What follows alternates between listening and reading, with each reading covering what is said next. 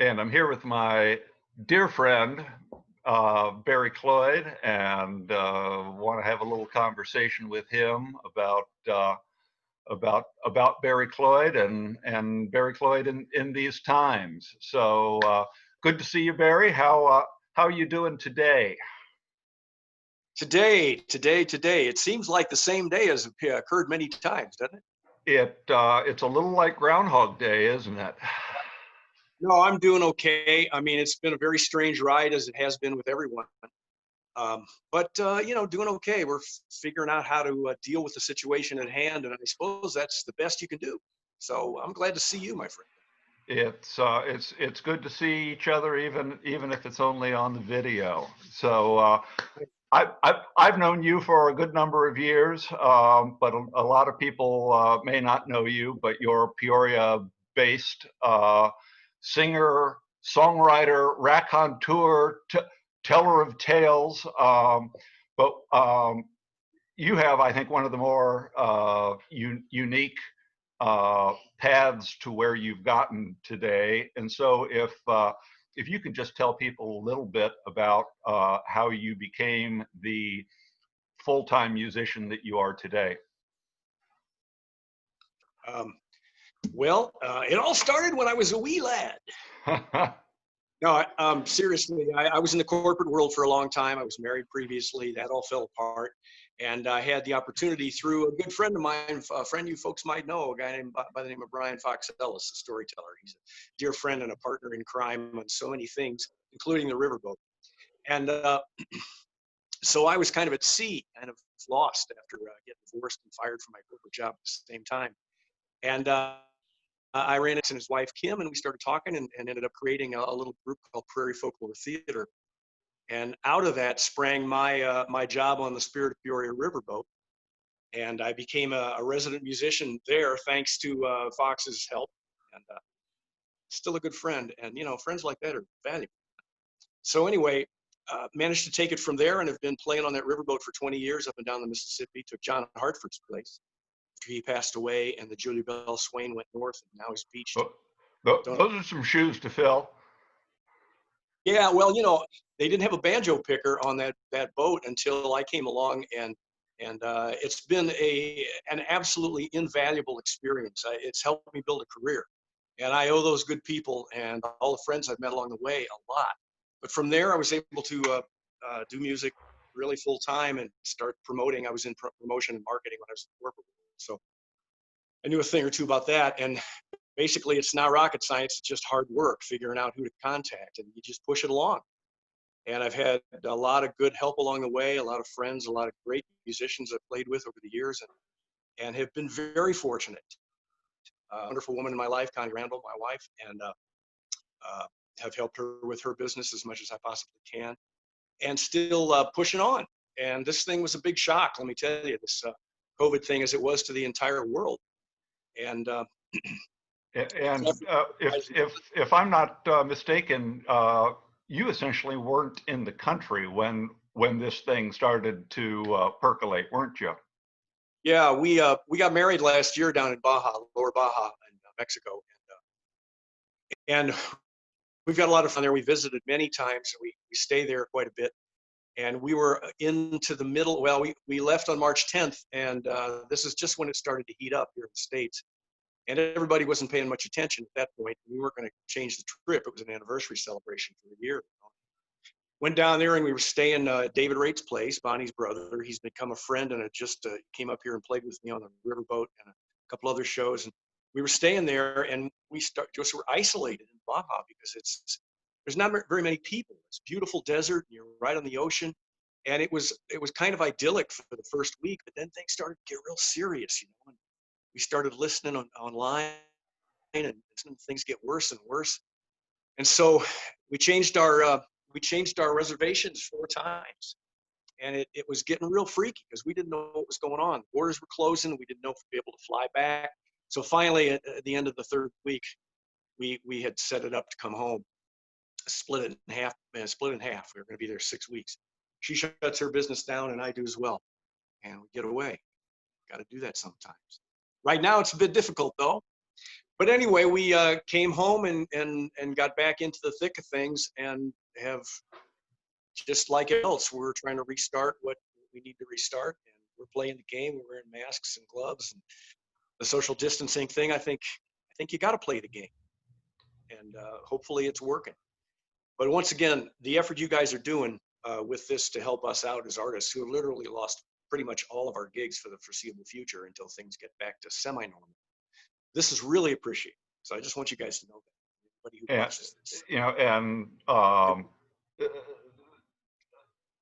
and it seems like the musicians in particular, and I've got a wide range of musicians that I've met over the last couple of years, and it seems like they were some of the very first people affected, and they will be one of the last to get back to normal.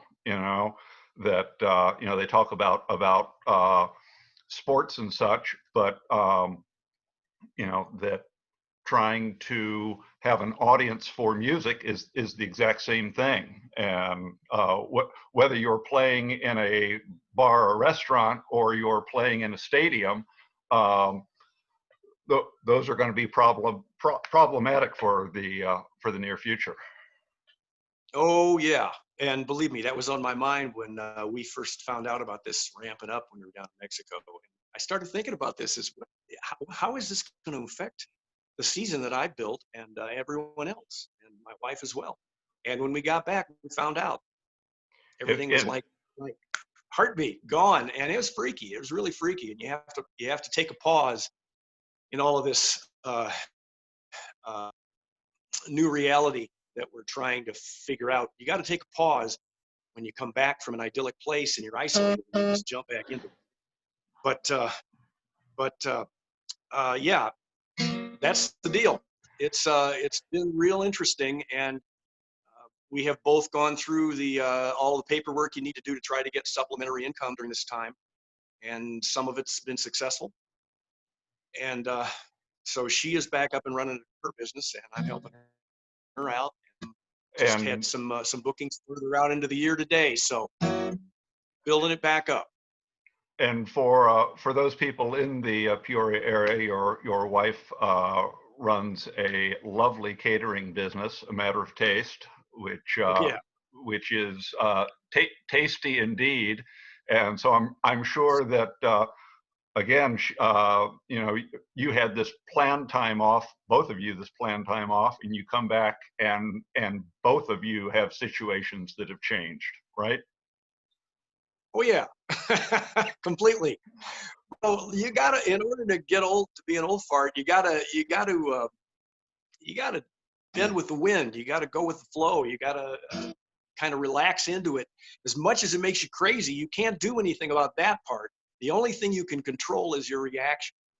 So the farther we get into this, the more meaningful that is. And I think we're all beginning to see that.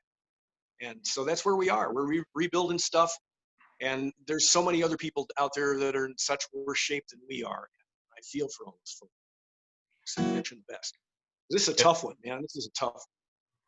And it is, which is why we're fortunate to have people like John looking out, trying to figure out how to at least help us out a little bit in this. And I can't think of anyone any better to be part of his series than you.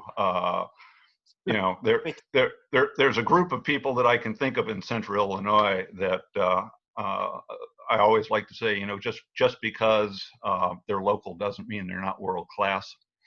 And I consider you to be quite the talent, both as a performer and as a songwriter. And I know you've got. I counted. Let's see. I count 6 LPs that you've recorded. Would that be about right? Those are 6 of the original. Well, 4 original, 2 or other genres, and then I have 4 that I did with Prairie Folklore Theater, Brian Fox Ellen. Sure. That are based on the show. But so there's 10 altogether, and it's been a joy. I tell you, this is 20 years I've been doing this full time now. I've been doing it since I was a little kid. I got my first paying gig when I was 9. paid $50, man. I was on top of the world. And I took a long detour, having a family and being married the first time in the corporate world. But after that all changed, I went back to being myself, pretty much, and done it. Been plowing on for 20 years, and I've had an awful lot of fun. Met an awful lot of great folks. And So fortunate. And that's, I think, one of the things that I have found over the last several years as I've come in contact with more and more musicians is almost to a T, they're good people. I've enjoyed everyone I've come in contact with, and they've been a pleasure to work with because I think they enjoy what they do. Yeah, well, I know some of the folks you're talking about, and you got to love it. And if you love it, you'll do literally anything you have to do to keep doing it. And that's the beauty of this. We all know we do this for nothing. We all know we do. We did it our lives until we got to the point where we could do it for but it takes, when you're hiring somebody for music, you're buying a lifetime of work. I mean, you're buying, they talk about 10,000 hours and you'll be an expert. It ain't even close. The people who've been playing, instrument for their life, 10,000 hours is nothing. We're talking about millions of hours. And I think it points out one of the other things is that there's a large number of musicians that, you may have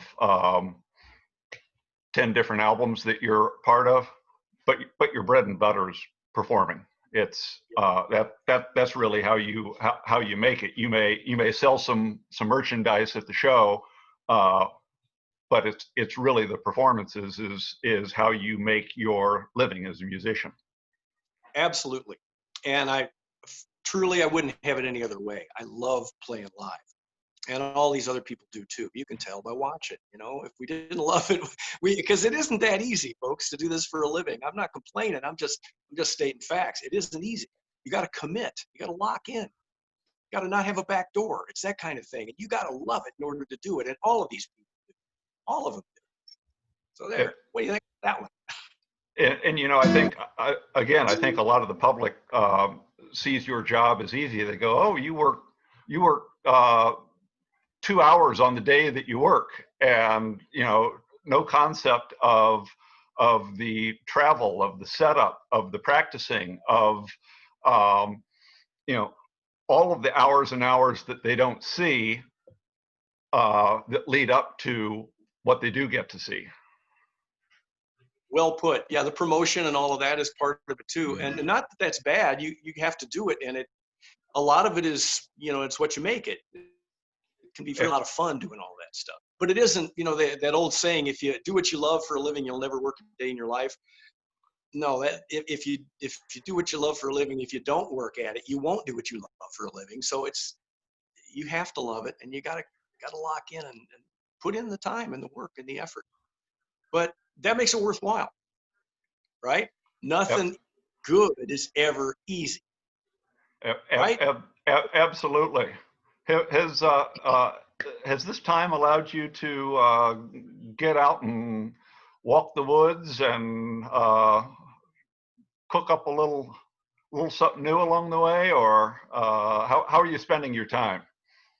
Well, we've been trying to figure it out. I haven't had as much time to do the song walking thing as I love to do, because I felt like we needed to really focus, and we've done that, and things are starting to come around. So yeah, I'm looking forward to a little bit more of that.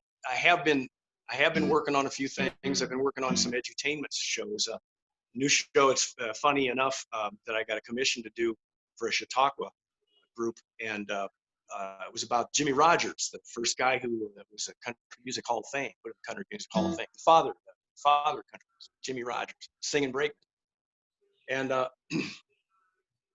just the other day that whole show is canceled, that whole Chautauqua, but I got a new show, and as soon as everything comes around, I've got something else to sell. And that's what I've been doing, working on things like that. Been playing some guitar, been working around the house with my wife. We got a really beautiful garden. She's a terrific gardener, working on that stuff. Been reading a lot every morning. Research stuff and just stuff for enjoyment. That's about it. I mean, working on a few songs, nothing really new. Well, I do have one about this whole thing. Maybe I can remember it. Do it real quick.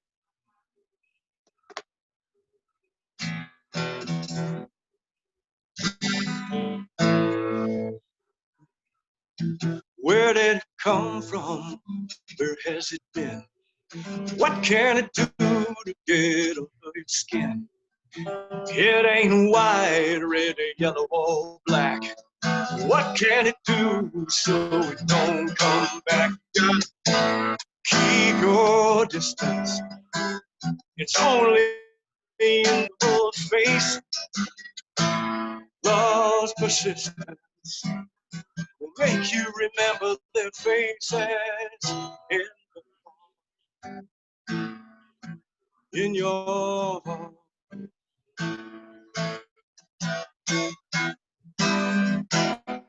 So there's a little preview. So we wrote that on the beach in Baja. Connie and I went trying to figure out what to do. It was getting near the end of our stay there. The place where we were staying, it was 5-minute beautiful walk to the beach, and we were walking down the beach, and right before they closed them, by the way, in Mexico.